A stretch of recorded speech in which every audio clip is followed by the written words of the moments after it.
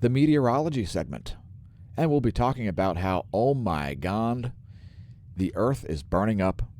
We're all going to die. It's so hot that it's cold.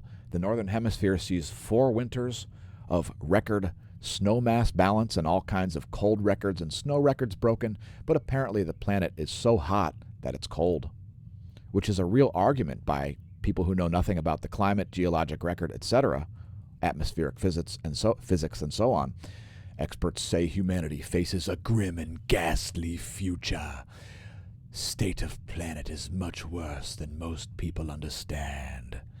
Now, I would tend to agree that the state of the planet has all kinds of issues. The collapse of bee colonies, all kinds of glyphosate in farm runoff, all kinds of pollution. Contrails count as pollution. There's all kinds of problems, folks. Covidiacy is a problem.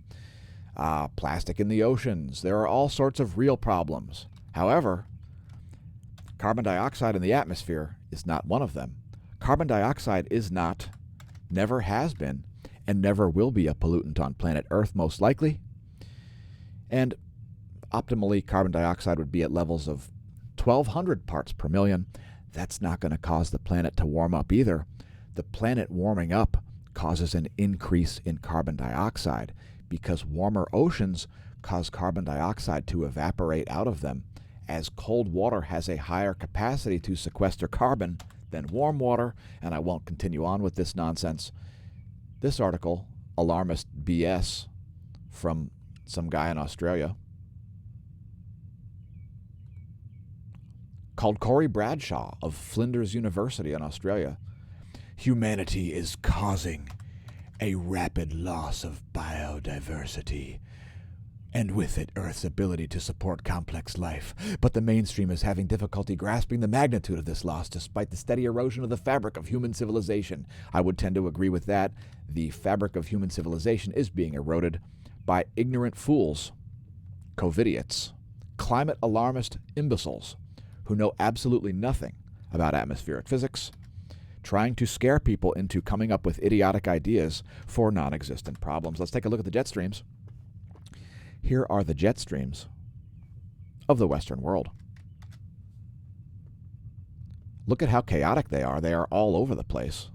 They're blowing north and south. They're tripled up and so on. We've got warm air blowing to the poles. We've got cold polar air blowing down to southern Greenland and so on.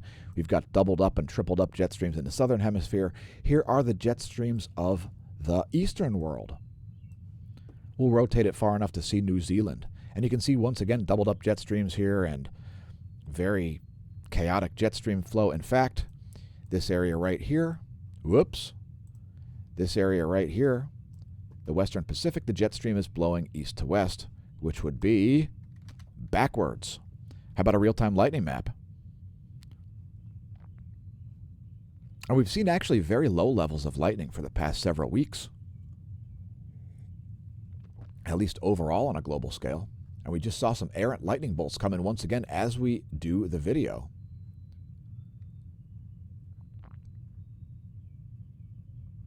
This one in Wisconsin, not far from Minneapolis. Anyway, there's your global lightning map. We show it most days as well. Here's your pressure map. And let me just check the life of the stream real quick. And it looks like everything is A-OK. Not to be confused with AOC, who is far from A-OK and knows nothing about atmospheric physics. Speaking of atmospheric physics, here is where pressure cells are located. We're going to advance this into the Gfs forecast for tomorrow.